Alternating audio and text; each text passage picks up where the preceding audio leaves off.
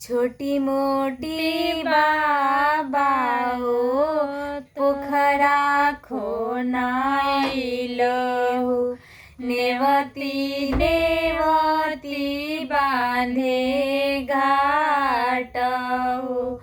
छोटी मोटी बाबा हो पोखरा खोनाइल हो। नेवती नेवती बांधे घाट हो। ओही में धोतिया फीचेले रोहना दुल्हा। पूछेले जूही सुबवा से बात हो। ओही में धोतिया फीचेले धर्मेंद्र दुल्हा। पूछेले कौवा से बात है।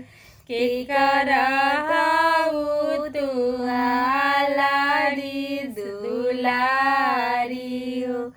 के कर प्राण के आधार हो। काथी फीचे चलेलु हो सुभाव।